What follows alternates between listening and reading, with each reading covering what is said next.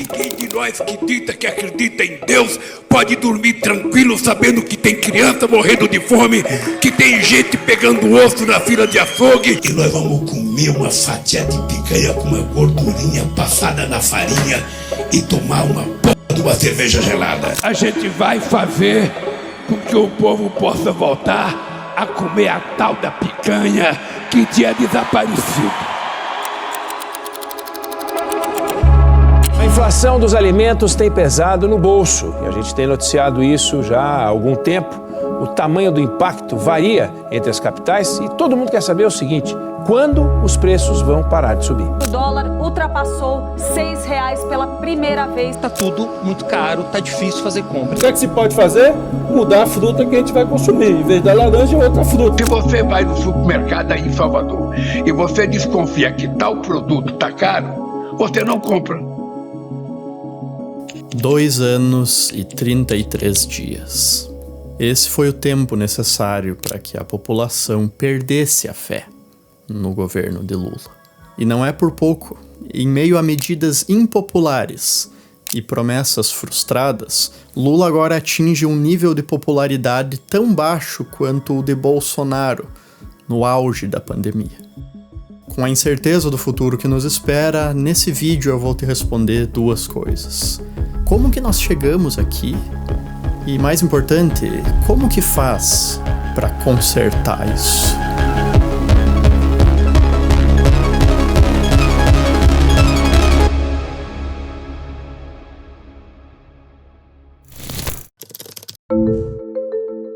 O problema do governo Lula, da inflação e do dólar é essencialmente um problema de orçamento. Quando Lula foi eleito em 2022, ele prometeu reajustar o salário mínimo acima da inflação, retomar investimentos em infraestrutura e habitação, ampliar o Bolsa Família e outros programas sociais e promover a reindustrialização da economia. Todas essas promessas, de alguma forma, geram gastos que o governo precisa fazer, como aumento para servidores, aumento nas aposentadorias e dinheiro para a indústria. Tudo isso daqui, mais o que o governo já gasta para pagar salários e a manutenção do Estado, se tornam a despesa primária.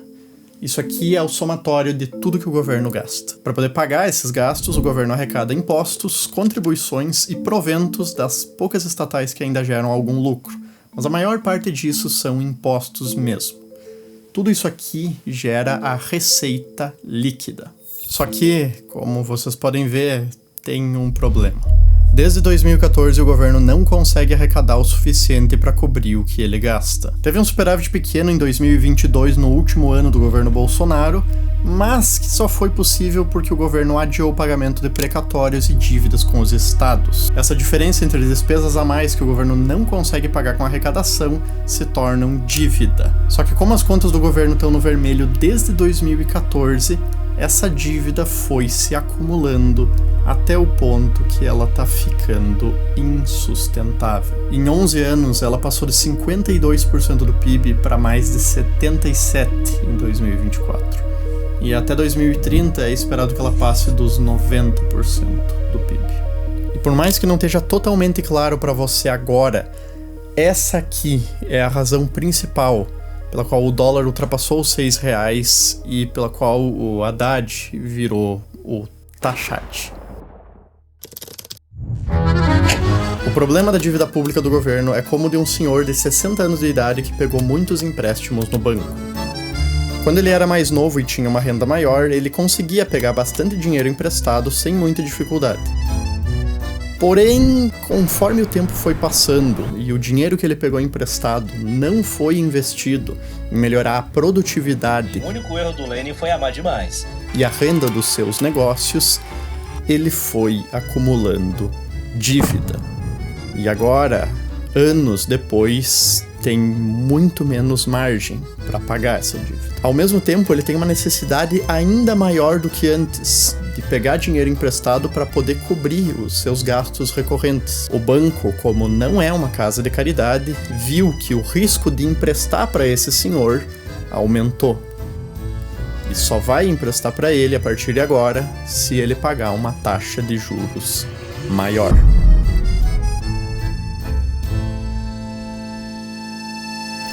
E essa é basicamente a mesma situação que o governo se encontra agora. País velho, com a produtividade estagnada e uma conta gigantesca sem nenhuma perspectiva no curto prazo de pagar.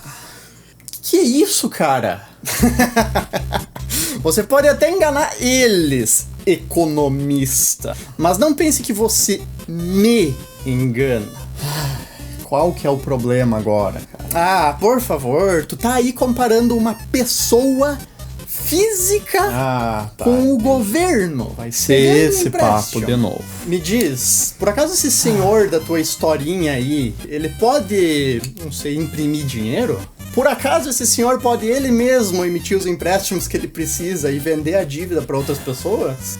Não. Ou quem sabe, por acaso, esse senhor pode colocar a taxa de juros que ele quiser no empréstimo que ele vai fazer? Não, ele não pode. É isso que tu quer ouvir? Mas o governo pode, né? E é isso que você não tá falando pra eles, pra continuar com a tua historinha neoliberal, pra pagar juro pra banqueiro. Faz o seguinte, cara, por favor, senta aqui um pouquinho do meu lado, rapidinho. Tu acha que eu vou ouvir as tuas historinhas aí? Não, por favor, eu insisto, senta aqui, que essa é uma ótima oportunidade pra eu explicar pra eles e pra você também tudo isso que você tá jogando na minha cara. E aí, se tu não gostar depois, tu pode me encher de osso. Pode ser? Tá bom. Se tu insiste tanto, eu vou escutar a tua historinha aí. Beleza, então tá show de bola. Senta aí, pode ficar bem à vontade.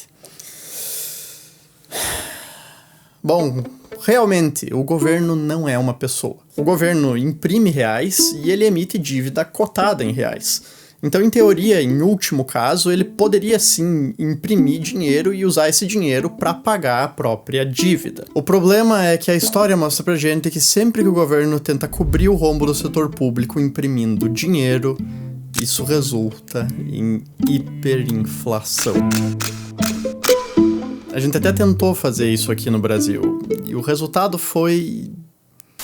Margarina Doriana, 500 gramas, 42.900. Congelador Prostóximo, 260 litros de 980 mil por 839 mil à vista.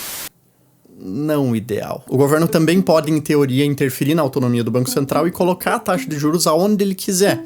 Foi exatamente o que o Alexandre Tombini, presidente do Banco Central durante o governo Dilma, fez. Baixou a taxa de juros mesmo com a inflação acima da meta. O resultado, junto com outras medidas rudimentares tomadas durante o governo Dilma, foi a maior recessão da história do Brasil. Sem guerra, sem pandemia, sem crise financeira, sem nada. Então sim, o governo pode fazer o que ele quiser com a taxa de juros e a dívida, mas não sem ter consequências bem severas. Tá satisfeito? Eu acho engraçado esse teatrinho que você faz pra defender que o governo pague mais de 10% do orçamento em juro pra banqueiro. Você pensa que consegue enganar qualquer pessoa, mas eu, o que você quer? Você faz parte do establishment neoliberal que quer sustentar os banqueiros privados. Mas eu sei que, de acordo com o Ciro Gomes, a Maria Conceição Tavares, o Besser, todas essas pessoas com muita credibilidade na academia, elas falaram que o governo pode gastar, pode emitir quanto dívida quiser. Ele tira 50% da renda de cada pobre pra poder dar pra indústria. E só assim que a gente vai dar pra frente. Tira 50% da renda do rico e pobre também. Tchau, nossa família. E a gente vai tirar tudo isso. Pronto. Lá ele não vai mais encher o saco, por enquanto. Onde é que a gente tava mesmo? Orçamento. Tudo isso que eu expliquei pra vocês, o governo sabe tão bem quanto eu. O Lula sabe que ele não pode estourar completamente as contas públicas com contabilidade criativa, que nem a Dilma fez. O Haddad sabe que ele precisa reduzir o déficit pra parar de fazer a dívida crescer que nem bola de neve. A equipe econômica sabe que não pode baixar os juros na marra. Tanto é que agora, mesmo com 7 dos 9 integrantes do Copom sendo indicados pelo Lula, a Selic ainda subiu para 13,2% na última reunião. Como de um lado o governo precisa gastar para entregar as promessas de campanha, e do outro ele não pode fugir completamente da responsabilidade fiscal, ele fica nesse estado que ele tá agora, precisando taxar para poder cobrir esses gastos. Na verdade, é pior ainda. Em 2024, o governo bateu o recorde de todos os tempos de arrecadação. 2,71 trilhões em impostos arrecadados. Ainda assim, isso não foi o suficiente para cobrir o déficit. O que o governo precisa fazer agora, já que arrecadar mais não foi o suficiente, é gastar menos.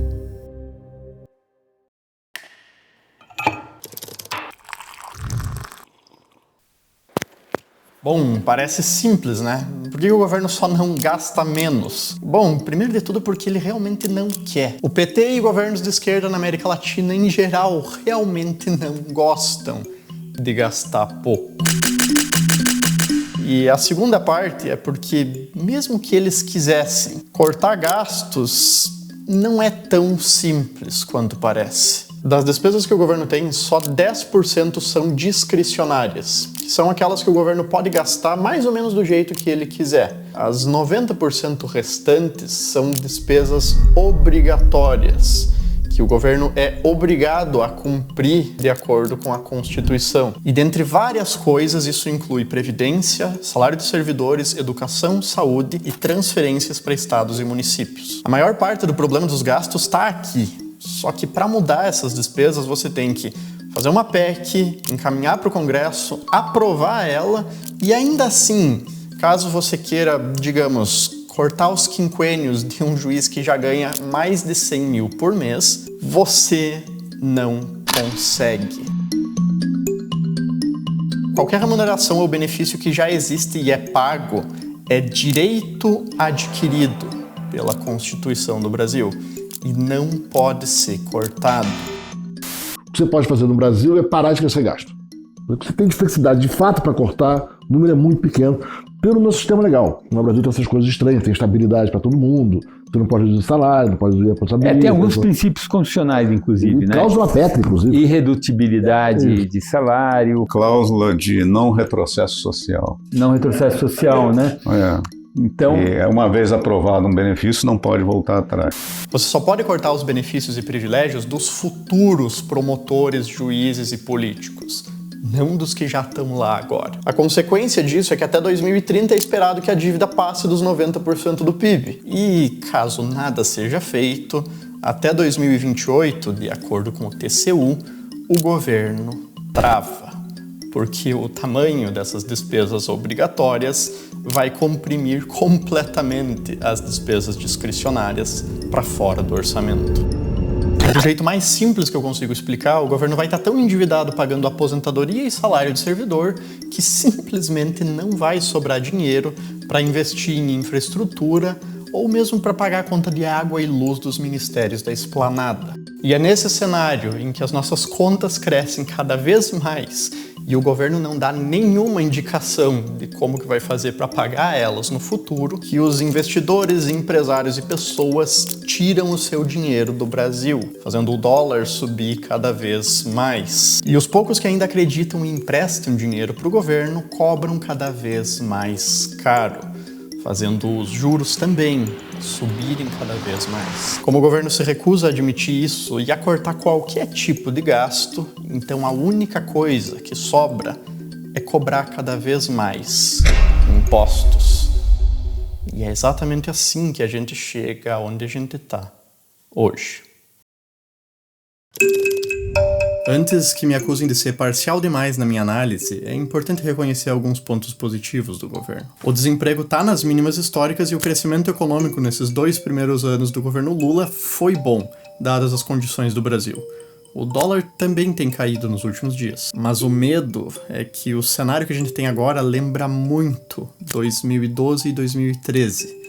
Na calmaria antes da tempestade. Olhando os indicadores, os últimos anos do governo da Dilma estavam bons, tanto que ela foi reeleita. A economia crescia por volta de 3%, o desemprego estava na mínima histórica de 6,3% e a inflação também estava em média lá pelos 6%. Mas alguns economistas já avisavam que a situação era insustentável mesmo antes da crise acontecer, alertando que o governo só cumpria as metas fiscais com mágicas contábeis.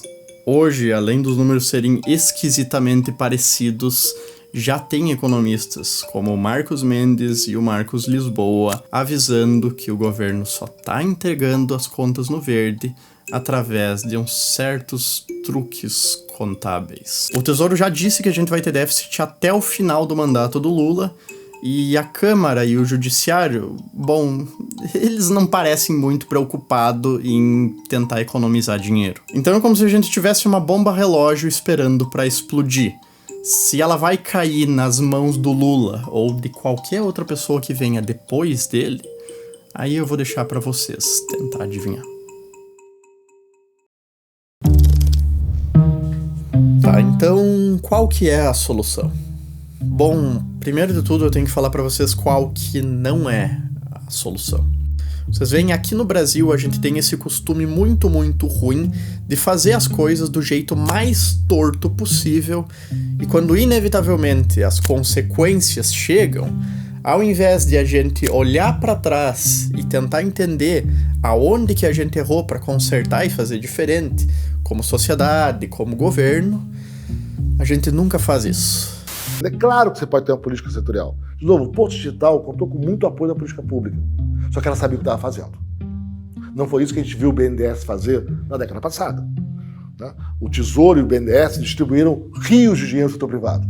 Que grande projeto de conteúdo nacional, de industrialização, de crescimento econômico deu certo naqueles mega projetos que foram anunciados entre 2009 e 2014? Nenhum. Todos fracassaram. Então a gente usa a frase de efeito para defender uma ideia genérica e a gente não cura dos detalhes. Na verdade, a gente sempre acaba achando alguém ou alguma coisa para colocar a culpa. No caso do Bolsonaro, era o Congresso, a mídia, a oposição, o STF. O Lula assumiu e prometeu recuperar o retrato positivo da economia que ele havia conseguido nos seus 2 primeiros mandatos lá atrás.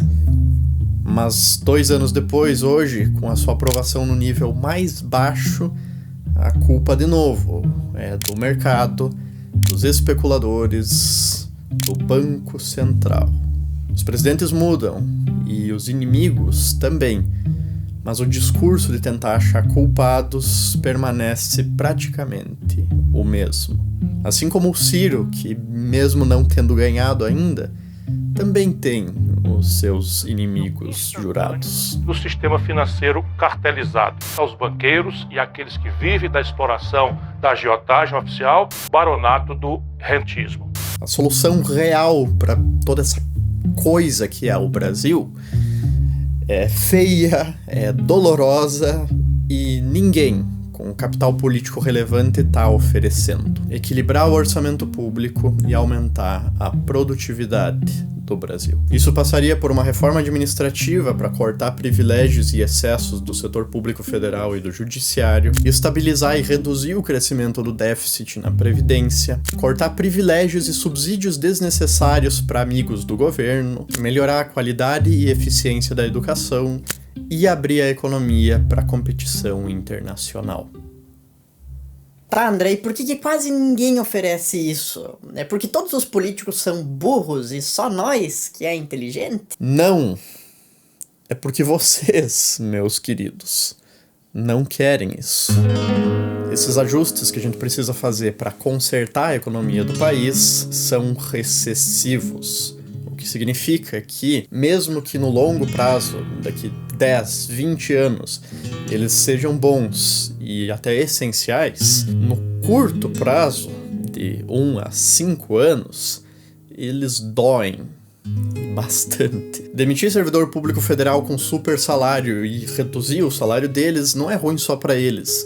Também é ruim pro comércio que eles compravam, pra lojinha de roupa, pra comida. Tudo isso tem um efeito cascata que no curto prazo é ruim. E também é uma grande ilusão achar que se a gente for passar um pente fino, vai ser só cortado o benefício dos que ganham mais de 100 mil por mês e que isso vai resolver o problema das contas públicas. Na verdade, a gente pode cortar todos esses super benefícios que ainda vai ter um problema gigante nas contas públicas, principalmente em aposentadorias. Assim como abrir a economia e baixar o imposto de importação é excelente para a economia no longo prazo. Mas no curto prazo vai quebrar muita empresa e indústria grande que empregam muita gente e também muita lojinha pequena de cidade pequena que traz bugiganga da China ou de outros países. Mas, se nenhuma dessas coisas é feita, o Brasil continua parado no tempo, como ele tá agora. O ajuste que precisa ser feito é que nenhum remédio amargo. E a verdade é que a maioria da população não quer isso. E mesmo que quisesse, o Centrão, que controla a Câmara e o Senado e teoricamente é uma representação dos interesses da população, não quer. Falando bem sinceramente com você aí, o que vai acontecer realmente é o que aconteceu sempre na história recente desse país até os dias de hoje. Vai se empurrando o problema com a barriga, varrendo a sujeira para debaixo do tapete, fingindo que não tem nada de errado, até uma crise estourar. E aí, justamente quando é mais difícil e doloroso, no pior momento possível, a gente acaba passando, bem timidamente, algumas das reformas que precisam ser feitas. Foi assim em 1990, de novo em 1994 e de novo em 2016. Resta saber quando, no futuro, daqui para frente, que a gente vai ver a próxima etapa desse ciclo se repetindo. No mais, era isso que eu tinha para passar para vocês. Muito obrigado por quem assistiu até aqui. Se inscreve e é os guri. Tchau, tchau.